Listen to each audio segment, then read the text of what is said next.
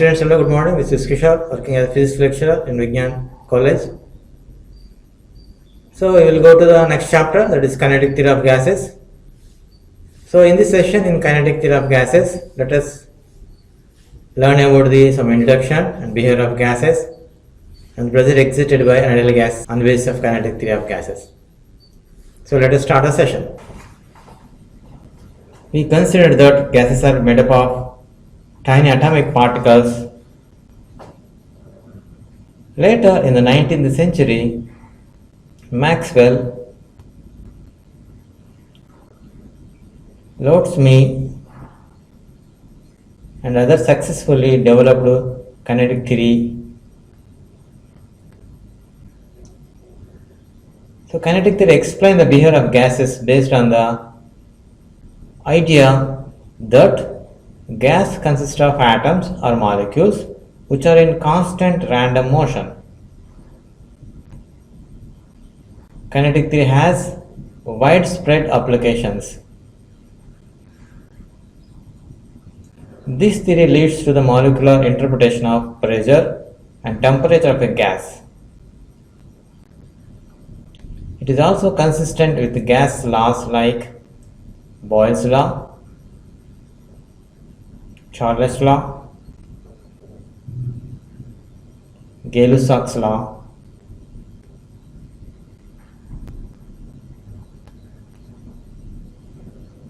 and Avogadro's law. Kinetic theory helps explain the specific heat capacities of many monoatomic, diatomic, and polyatomic gases. It relates the measurable properties of gases like viscosity, conduction, diffusion to the size of molecules. In fact, these relationships helps in the estimate of molecular sizes and masses. The atomic hypothesis is one of the most important theories ever proposed. What is atomic hypothesis? According to atomic hypothesis, all things are made up of tiny particles called atoms. These tiny particles move around in continuous or constant motion. Atoms attract each other when they are separated by small distances and repel each other when compressed into one another. Atomic theory is credited to John Dalton. Dalton's atomic theory states that all matter is composed of atoms. Atoms cannot be made or destroyed in a chemical reaction. All atoms of the some elements are identical. Different elements have different types of atoms.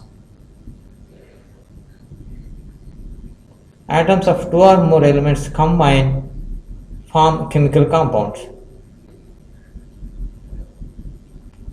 In fact, Dalton had proposed atomic theory to explain the law of definite proportions and law of multiple proportions, which are about by elements when they combine to form compounds. The law of definite proportions states a given compound always contains the same proportion of elements by mass. For example, consider a water molecule. The ratio of the mass of oxygen or to the mass of hydrogen in a water molecule is always fixed and is independent of how the water molecule is formed. The law of multiple proportions states that when two elements are combined to form more than one compound, then for fixed mass of one element, the masses of the other elements in different compounds are in the ratio of small integers. For example, carbon and oxygen combine to form two compounds, carbon monoxide and carbon dioxide. If M1 is the mass of oxygen that combines with m units of carbon in the carbon monoxide, and M2 is the mass of oxygen that combines with m units of carbon in the carbon dioxide, then according to the law of multiple proportions, the ratio of M1 is to M2 in a simple ratio of small integers. Dalton's atomic theory, when combined with Avogadro's law, helps explain Gay-Lussac's law. Gay-Lussac law states that when two or more gases combine chemically to form another gas, then the ratio of volumes of the gases are in the ratio of small integers. And Avogadro's law states that at constant temperature and pressure, equal volumes of all gases contain the same number of molecules. An interesting thing to note here is that Dalton's atomic theory is also known as molecular theory of matter, as the elements are often found in the form of molecules. Generally, the size of an atom is about an angstrom unit, which is equal to 10 power minus 10 meter. In solids, the interatomic separation is very small, approximately 2 angstrom. Whereas in liquids, the atoms are separated by 2 angstrom, but the atoms of liquids are less rigid than those of solids, and hence the liquid can flow, whereas in gases, the interatomic separation is very large, approximately 10 angstroms.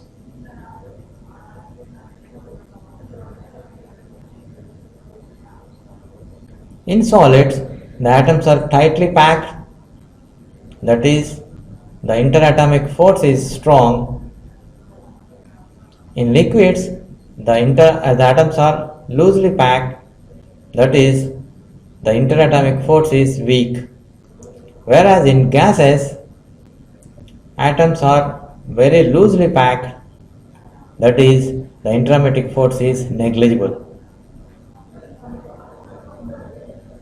Due to interatomic forces, solids have a definite size and definite shape and definite volume. Liquids have definite volume, but they do not have definite size and shape. Gases have neither fixed volume and no definite size and shape. The molecules and atoms of matter can be seen through electron microscopes and scanning tunneling microscopes. So we now know that atoms are divisible and are not elementary. An atom is made up of nucleus in the center and electrons revolving in orbit around the nucleus. Protons and neutrons together make up of nucleus of an atom. So these protons and neutrons are further made up of quarks. It is believed that quarks may be further made up of string-like elementary entities. In case of gases, interaction between molecules is negligible except during a collision because the molecules are far away from each other. So, it is easier to study properties of gases such as pressure, temperature, and volume compared to that of solids and liquids. Gas is at low pressure and high temperature satisfy a simple relation PV is equal to kT, where P is the pressure, P is the volume, and T is the temperature in Kelvin square, and K is the proportionality constant. Let this be equation 1. For the given sample of gas K, is a constant and can be written as K is equal to N into Kb, where N is the number of molecules in the given sample. From observations during various experiments, it is clear that the value of Kb is a constant for all gases and is called as Boltzmann constant. So Kb is the Boltzmann constant. Its value is 1.38 into 10 power minus 23 joule per Kelvin. This is the value of Boltzmann constant. Substituting the value of Kb, K is equal to N into Kb in the equation 1, that is PV is equal to KT, then it becomes PV is equal to N Kb into T. So let us consider this as equation 2. We know that 1 mole of a gas contains an Avogadro number of molecules denoted by Na, where N is equal to the N into Nka, where capital N is equal to N into Na, where N is number of moles, capital N is the number of molecules. So substituting the equation in the above equation, then you get PV is equal to, so substitute N value in PV is equal to N kBt. So here N is equal to N into Na, so PV is equal to N into Na into kBt.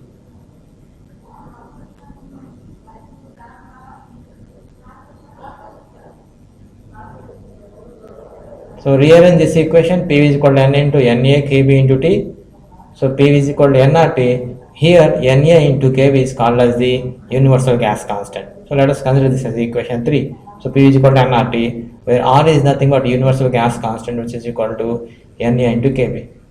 And the value of gas equation is nothing but 8.314 joule per mole Kelvin.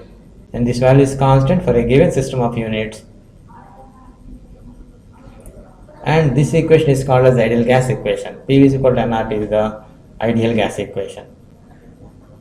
A gas that satisfies the ideal gas equation at all temperatures and pressure is defined as an ideal gas. The concept of an ideal gas is merely a theoretical concept. In practice, there is no ideal gas.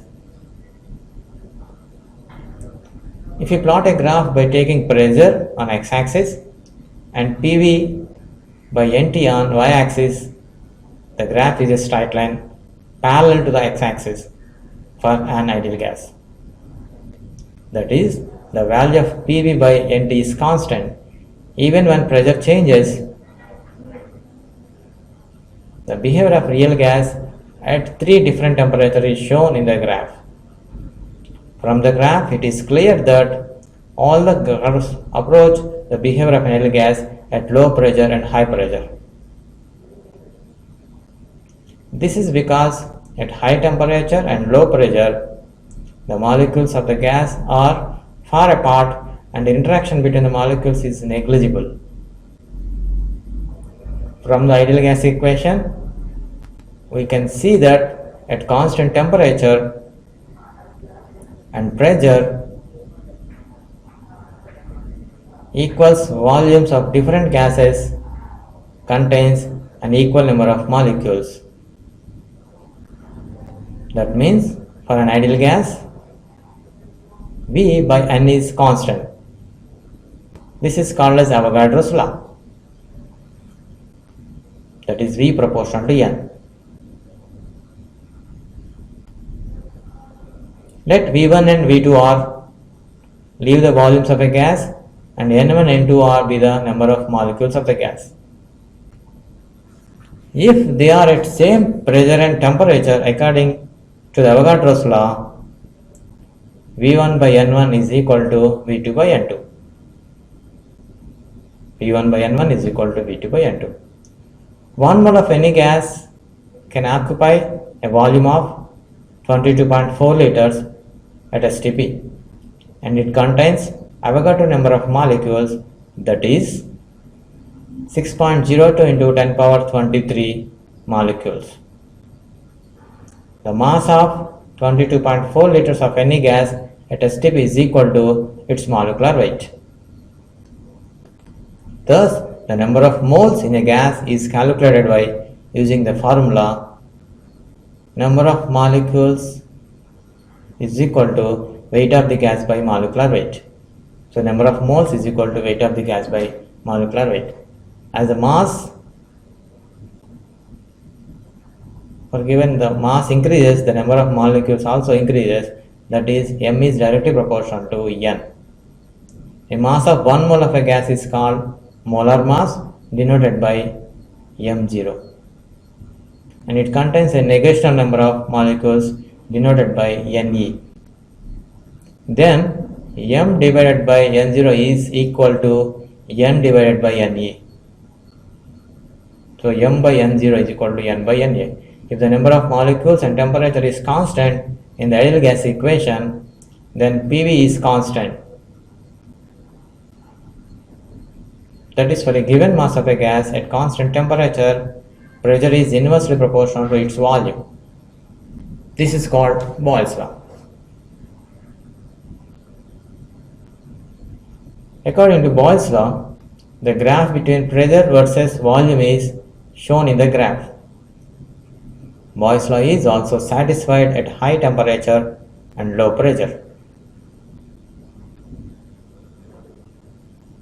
If the number of moles and pressure of a given gas are kept constant, then the ideal gas equation can be modified as volume of the gas is directly proportional to absolute temperature. That is V proportional to T, capital T, and V by T is a constant. This is called Charles' law. So at constant pressure, the volume is directly proportional to absolute temperature. And if you plot a graph by taking volume on x-axis and temperature on y-axis at three different constant pressure, and graph are shown in the figure. As in this case, the graph is well fitted at high temperature, that is a straight line, but it is a curved line at low temperatures. This is according to Charles' law. Consider a mixture of non-interactive gases in the container at a constant temperature T and pressure P and volume V. Let N1 is the number of moles of the first gas into the number of moles, N2 is the number of moles of the second gas, and N3 is the number of moles of the third gas, etc. Then the equation of state for the mixture of the gas is PV is equal to N1 plus N2 plus N3 and so on into RT. Let this be equation 1.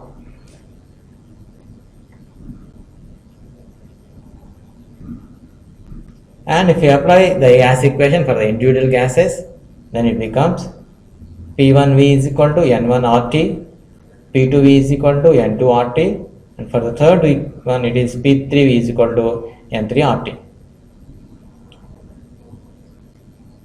Now from the first equation, N1 is equal to P1V by RT, N2 is equal to P2V by RT, N3 is equal to P3V by RT,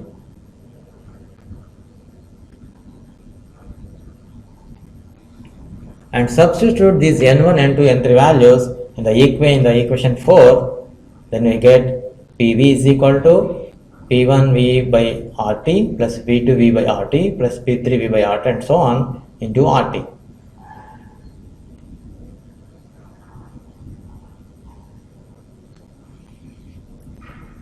And from this equation you can write P is equal to P1 plus P2 plus P3 and so on.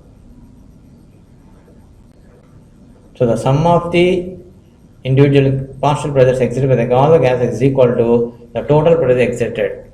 This is called as Dalton's law of partial pressures. So the total pressure is nothing but sum of the individual pressures of all the gases. From the microscopic point of view, the kinetic theory of gas is defined by making the following assumptions based on the kinetic theory of gases. The postulates are: a gas consists of small particles called molecules. The number of molecules are of the order of Avogadro's number.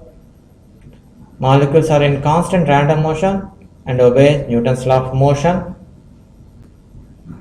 The rapidly moving particles constantly collide with one another and with the walls of the container.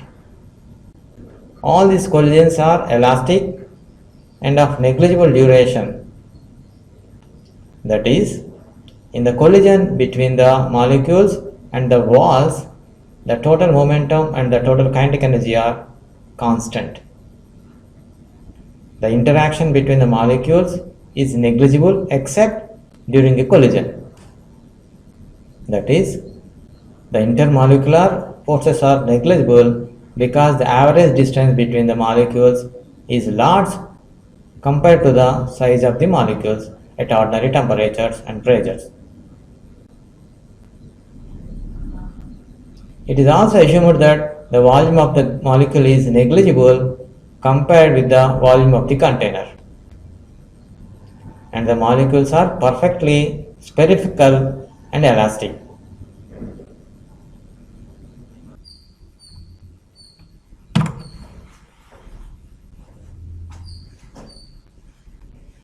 Now let us derive the pressure of an ideal gas. So for this, consider a cubical vessel of side L with perfect elastic walls. So we are considering a cubical vessel of side L with perfect elastic walls. Let the three sides of the cube is taken as the three coordinate axes, x-axis, y-axis and z-axis.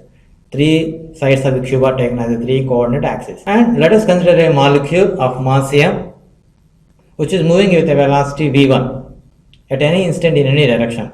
And the velocity can be resolved into three components: Vx along x-axis, Vy along y-axis and Vz along z-axis. So the velocity v1 is resolved into three components: Vx, Vy and Vz. And let us consider the mass of the molecule as m. So this is moving with a velocity Vx.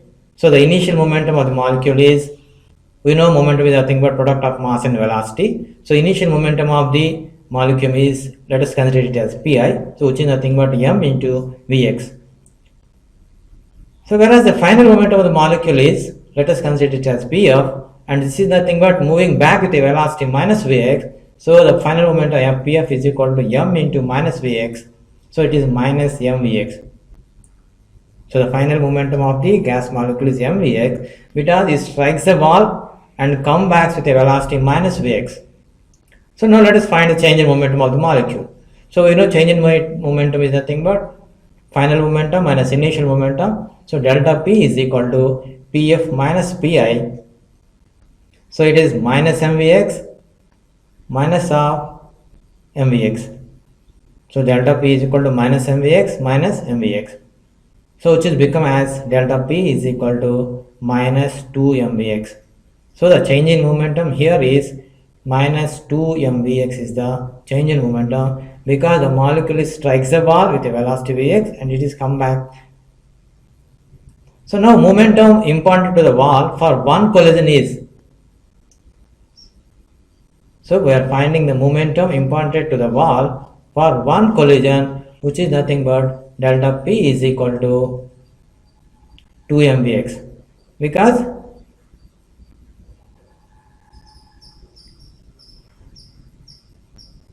it strikes the wall. So we know that the side of the cube is where, so it travels from A1 to A2.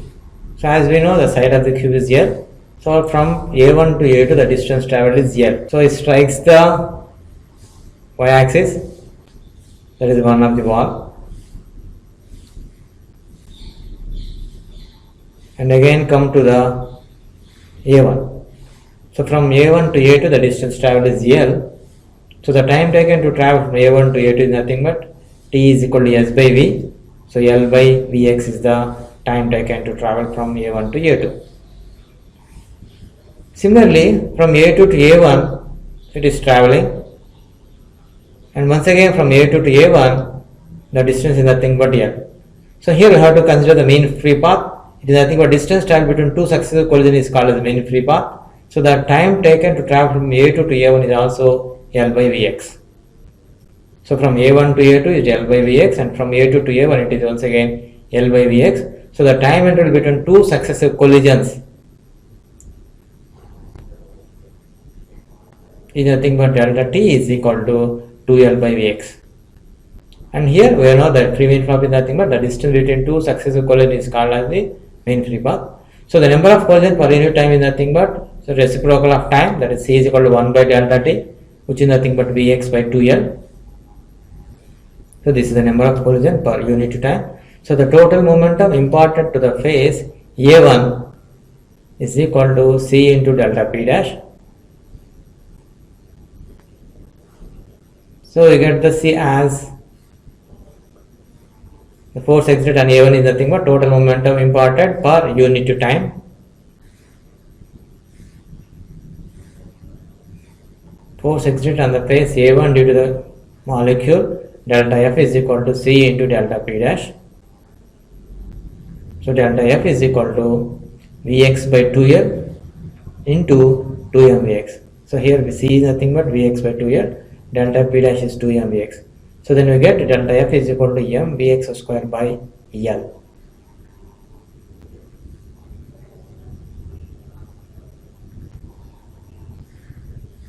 By symmetry, we can know that Vx square is equal to Vy square is equal to Vz square, that is equal to 1 by 3 into Vx square plus Vy square plus Vz square. So that is equal to 1 by 3 V square. So Vx square is equal to 1 by 3 V square. So force due to this molecule is nothing but delta F is equal to 1 by 3 mv square by L. So total number of molecules in the given sample of gas is equal to n, and mass of the total gas is equal to small m into n. So capital M is equal to m into n. So you get delta phi is equal to 1 by 3 mv square by L. So average square velocity of all the molecules is equal to v square or v bar square. V bar is nothing but average velocity of the molecules. So that is equal to v1 square plus v2 square plus v3 square and so on vn square by n. That is equal to sigma v square by n. So here sigma v square is equal to v1 square plus v2 square and so on up to vn square. So this is the average square velocity of all the molecules. Therefore force F is equal to sigma E delta F, that is equal to sigma 1 by 3 mv square by L. That is equal to 1 by 3 m by L into sigma v square.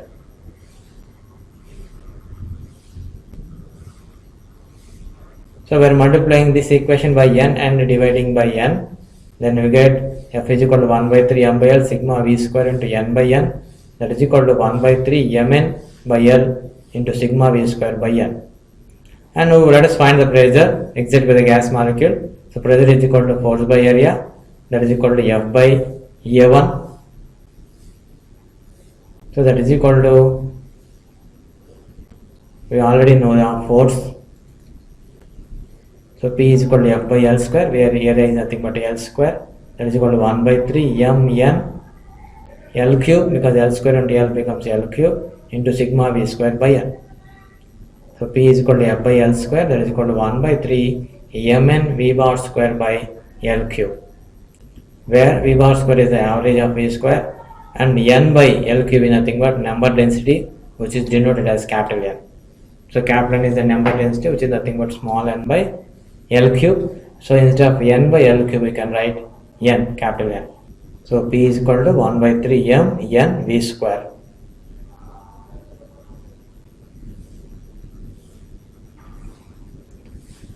And in this expression, we know just to get the expression for the pressure exerted by the gas molecule, P is nothing but 1 by 3 mn V square.